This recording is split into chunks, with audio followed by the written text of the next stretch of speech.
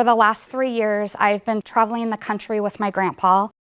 In the last 2 years, I started representing him. For example, I've jumped out of 2 aircraft now, original World War II aircraft. My grandpa told me, if you make that jump, you'll never regret it because you will forever be part of the airborne family. And boy, was he ever right. So many opportunities have opened doors for me. I am an avid supporter of veterans. His oldest son, David, was my father, and he too is a veteran. He was in Vietnam, served on a Huey helicopter, and was also a member of the 101st Airborne Division. So I just need to thank you all for having me today. When I do get asked to speak, it's obviously on behalf of my grandpa, and I always try to ask myself 2 things. The first thing is, who's my audience? What kind of message would my grandpa want me to relay or share on behalf of him and the 101st Airborne Division from World War II? So I identified my audience today, and in doing so, it is people who have had obstacles and challenges, right? And overcome some really hard things in life. So as I go through today sharing the story about my grandfather, I'm going to put obstacles and challenges that he had endured during his life, and hopefully you can resonate and make connections with places that you've been in your life through that. Some of you today may know who he is, and some of you here today may not. So what I'd like to do first is start with a slideshow. A couple of years ago, right after his 100th birthday, I was contacted by an international singer-songwriter from Nashville, Tennessee. And she said, I would really like to put your grandpa's story into a song. So I said, absolutely, come soon, because he was 100, and I wasn't sure how much longer we were gonna have him. So within just a few weeks, I got his schedule, she got hers, she came into town. He lived in Sugar Creek Township, just north of here. And she sat for about 5 hours and interviewed him as if you were just being interviewed for like a newspaper article. And then she took his words and turned it into a song. The song is called Normandy. Machine guns going and dropping the bombs. And that's just the way things went. And would I do it again? Damn right I would. 101st, first to fight on the 6th of June to save the world that night. 1944, never fought before. Teenage kids all geared up, ready to win that war.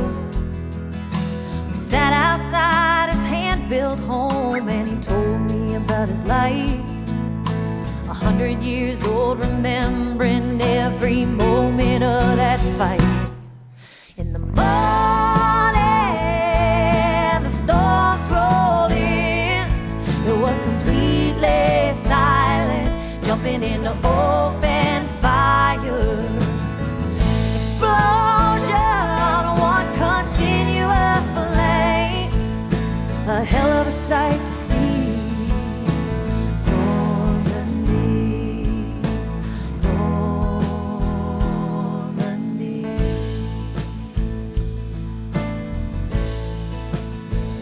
Said that's another thing they don't understand. We had to win the war, risk losing this free land. We sat outside his hand-built home, and he turned on the porch light. I asked him if he'd do it again. He said, you're damn right. In the morning,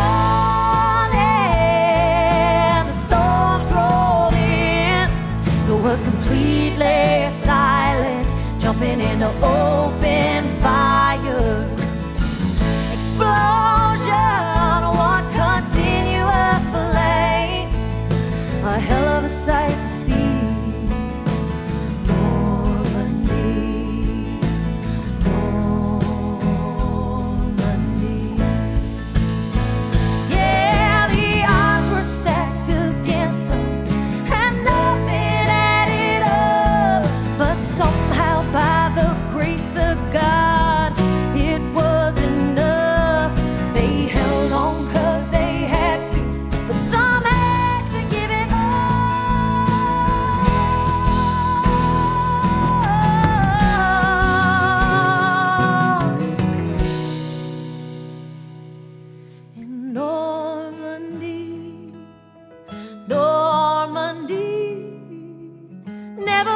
forget the heroes who kept us free. In Normandy, Normandy, sacrificed it all that day. Normandy. You're as valuable to this country today as we were in World War II. Don't you ever forget it. That song never gets old to me. I could listen to it over and over again. My grandpa, if he were here today, he would tell you he is not a hero. He was trained to do a job, he was paid to do a job, and that's what they did. During his childhood, he was quarantined when he was about 7 or 8 years old. They said he had tuberculosis. Laughing, he would tell you, it turns out all along, I had a disease from one of my pigeons. I gasped for air saying, Grandpa, that's horrible. Because during that process, he had only a few conversations with his mother and a few letters. But looking back and knowing his story, I think it was preparing him all along for what he went through during World War II. After high school, he worked in downtown Dayton in a tool and die shop.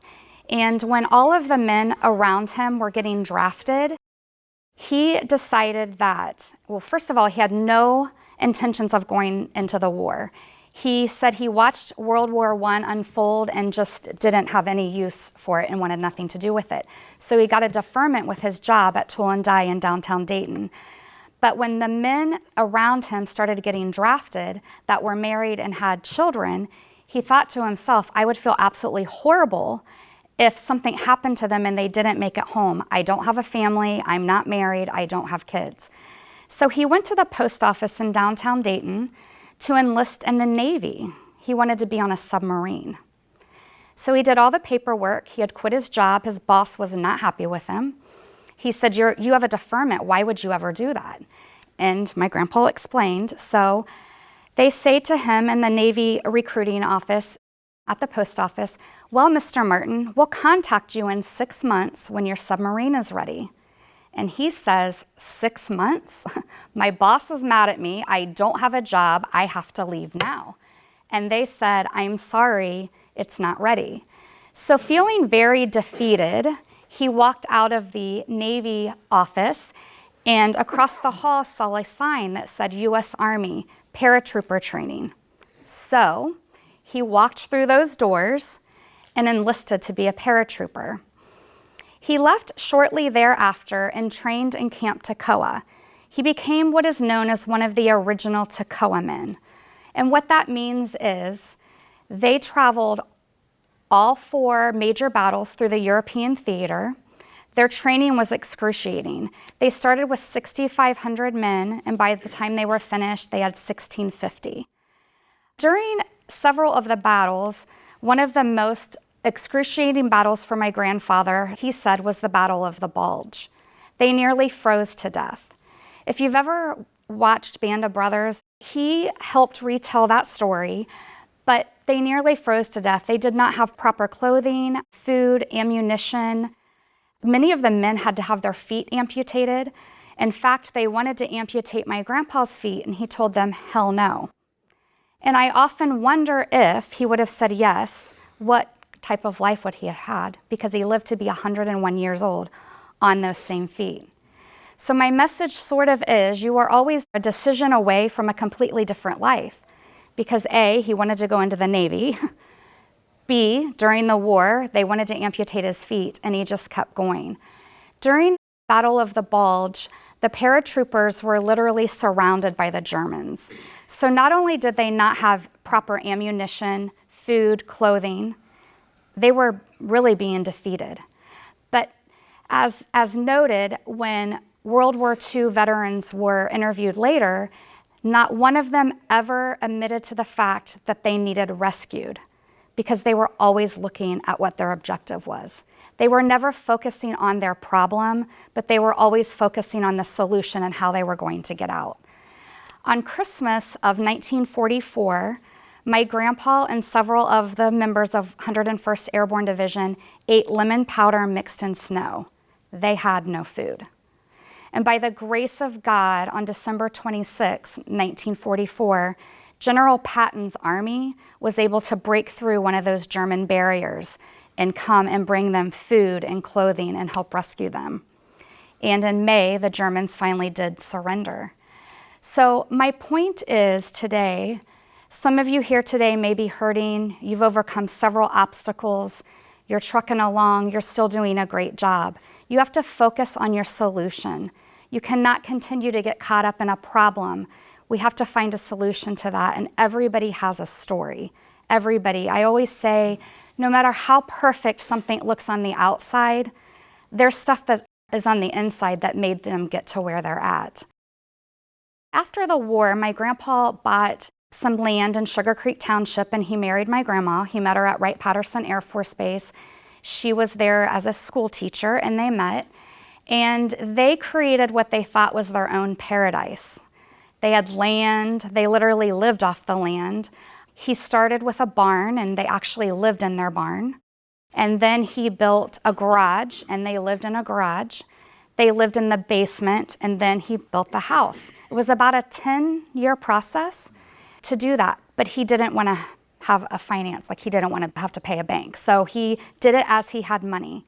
And as I said, it was their paradise. They had animals and ponds, and it was amazing for them. They had 5 children. But then in 1988, tragedy struck again. He lost 3 children in 8 months. His youngest daughter passed away in January of 1988. In August of 1988, he was sitting in a township meeting in Sugar Creek Township, which he was an avid township supporter, whether it was good or bad, and a sheriff came running in and said, "We need all hands on deck, there's been a plane crash." My grandpa jumped up and said, "Oh my God, that's my boy." He was one of the first on the scene, and when he arrived, he quickly learned it was not one of his boys, but 2 of his boys. He was avid after that in getting a Jaws of Life for the community. Again, he did not focus on the problem. He was devastated that he lost his boys, but he said, a Jaws of Life may not have helped David and Donald, but it will help someone else. So he became very instrumental in the fundraising of that tool and that equipment so the township, Bellbrook Sugar Creek, would have it in case they ever had something like that again. Going back to what I started with, you need to focus on your solution no matter how hard your days get. You have to be able to solve your problem and not get caught up in it. During Band of Brothers, for those of you who have watched it, they talk about how, the Germans had surrounded them in the Battle of the Bulge. Not only was it one of their hardest battles, it was their last battle. So if they had been there for a while, they were mentally and physically exhausted, on top of the fact they didn't have food, proper clothing. But not one of those guys ever admitted that they needed rescued because they were still focusing always on long-term. I would like to read a letter that my grandpa sent home to his mother during World War II. And in return, mothers could submit the letters to WRW radio in Cincinnati, and they would get $5 in war stamps so they could continue writing their children. As I'm reading this letter, I hope the words can resonate with you and how he was feeling, because we are all human, and at some point in life, we all feel down, right? We all feel like sometimes there's not a way out. But I just want you to listen to these words and let them resonate. Dear Mother, tonight I'm very lonely. I've never written that before, and maybe it's a shock. And then again, maybe you've read between the lines all along. When I was on the line, it didn't bother me much. But now I'm away from my outfit, and it seems I may be away for quite some time. It's a funny kind of feeling. It's as if I were detached and surveying the scene through the wrong end of a telescope. I've tried to drown my feelings by reading, but the stuff I read makes me realize how much I miss good reading material. At night, I lay awake and think of the time or two a year and a half ago when the outfit was formed. A brand new unit with all new men straight from every walk of life. At first, we were apt to be a little intolerant and sharp in our judgments. of other people's faults. But after a time, we were drawn closer by the press of hard training and a common goal. It was no longer irritating to me when the fellow in the next bunk came in boisterous late at night. I understood it was just his way of blowing off steam. After time, we made our first jump, and then came the day we got our wings. I remember how proud I was when I came home. Then more training, and then England. Another period of training, parachute failures, plane crashes, and serious injuries, and death here and there. It didn't seem to bother me at all. Then back to England. As I walked through the barracks, I realized how empty the place was. All those guys weren't coming back. Replacements a few weeks and rest, and then Holland. Another nightmare of burning planes and death. A trip to the hospital and back to the outfit. More empty bunks this time than last. More replacements, a few weeks rest, and then Bastogne. Hunger and piled bodies. Now all I can do is think and think. All those guys who started with me and who are still with me wouldn't overcrowd the average living room. Often I've knelt by the body of a pal and thought of the things we've done together. It's peculiar, but there's no connection between the fellow in mind and the battered shell of flesh and bones. As I look back, I think of home. It seems so far away, and it seems impossible I'll ever get back. As I look forward, I see an endless cycle of death until my turn comes. Mother, I want you to know I'm not afraid to die. I've done little to be ashamed of, and I feel that God will forgive me. You know, I'd love to see home once more. It would be so nice to lie on the soft grass along the still-watered river in the summer and watch the fish slide through the deep pools, to see the snakes slither around the frogs and the mice, while the squirrels and the tall elms chatter at the birds and disturb their slumber. In the evening, it would be nice to sit with Edith and the family, with Buzz nuzzling my hand and whining for attention. Those were his dogs. Mother, you and I have always been good pals. And if you remember, I always came to you with my troubles. I don't feel bitter about my lot, nor do I wish any mother's son in my place. I just want to feel I'm a little boy again, coming to you with a scratched knee or a stubbed toe. It makes me feel better to share my thoughts with you. And if I don't make it back, I hope you can be proud for the part I played in the war. Lovingly, Jimmy. With that, I hope you feel those feelings. There's always a solution. We all feel lonely at times. We all have struggles, every single one of us. But remember, every decision you make could affect your life for the rest of your life. You are always one decision away from a completely different life. And I hope through that, talking to my grandpa wanted to be in the Navy. He couldn't be. He was super defeated. But look where his next life went, and it brought him into something even bigger. Sometimes things happen because something better is waiting for you. You are not what has happened to you, but you are how you choose to handle it. Today when I was driving here, I had to go down 42 and pass the Waynesville airport, and that was the airport that my dad kept his plane at. So when my grandpa lost 2 sons, I also lost my dad. And I basically grew up without my dad, and he was amazing. But through my life, when things have gotten rough, or I felt like maybe there's not a way out, or it seems like it's the end, I would always focus on trying to make my dad proud, even though he wasn't here. So just remember, every decision you make, find that person that means something to you, whether it's a mentor, a family member, and what would they want you to do to be proud? My grandpa lived by a motto, and it was, live every second. And then with that, I add to it, don't let the hard days win. And think about what everybody has gone through before you, and remember that you're never alone. We all have a story.